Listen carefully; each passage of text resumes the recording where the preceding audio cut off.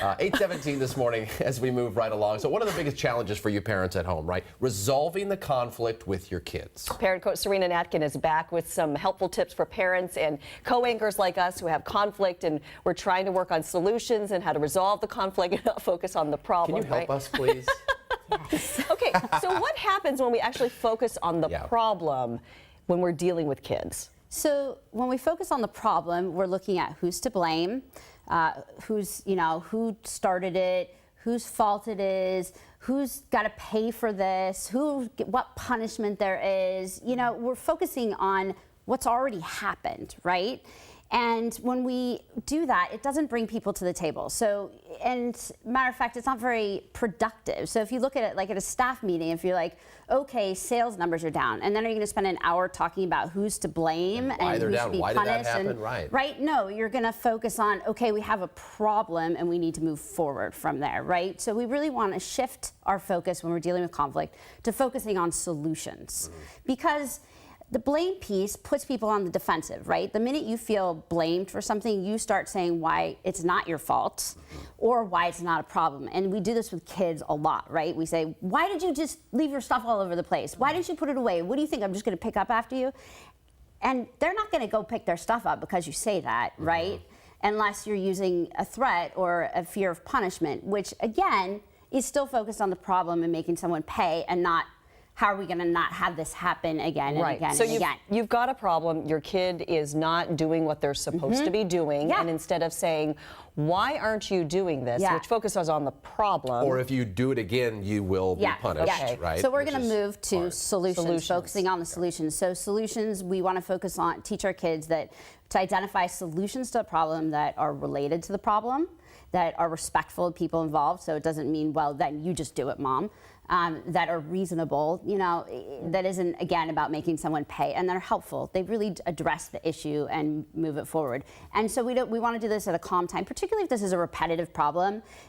You're not, if you've been repeating it over and over again, you're probably not going to solve it with the lecture in that moment anyway. So calm time, right? We've talked about before that we're better problem solvers when our emotions are calm. And then you state the problem in one sentence. So I notice when we come home, stuff just lands all over the floor, and instead of going back into its home, right? So that's one statement. That's not you always. That's just stating the problem in as sort of neutral a way as you can. And then you can say why it's a problem for you.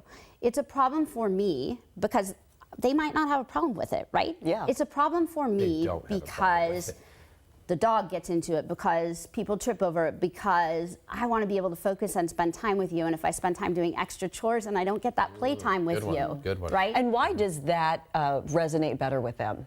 Because it's saying, okay, this is our problem together, right? We're in this together, and our connection matters, and I respect you enough to say, hey, maybe there's a piece I don't know about here. Maybe your kid always has to go to the bathroom the second they run in the door, and so they're like racing in the door, throw their stuff down and go, right? Maybe you need to come up, so then you can come up with all sorts of solutions. Kids are incredibly good problem solvers if we give them the opportunity to. And beyond that, then they get to take those skills with them, because they're going to run into all sorts of problems in life without us, whether it's on the playground or when they're teenagers and need to decide how they're going to get home when their ride has been drinking, right? Focusing on blame and shaming people isn't going to keep them safe, isn't going to get them out of it. So it requires us to stay calm. It requires us to view our kids as capable and to trust our relationship. It requires us to take a deep breath and remember that punishment and consequences, while they may create fear, often they just keep our kids from, they get sneakier, they just won't get caught, or they just destroy the relationship, right? And then you lose that connection and trust, which is where we are most influential with our kids. That is really good advice. I have a perfect example of a situation that I totally screwed up, doing blame. How many times have I told you that? And it's just the wrong approach, so I'm really inspired by this. And you get to go back and you model, what do you do when you make a mistake? You go back and say, you know what, when we talked about that, I wish I'd handled it differently. Here's what I wish I would have said. And then we're modeling even more for our kids. Fantastic. Awesome. Setting a good example. Sarina Natkin, thank you so much. You can read all about this and more on Sarina's blog. We love having her back on Thursdays. SarinaNatkin.com is where you find all the goods. See you next week.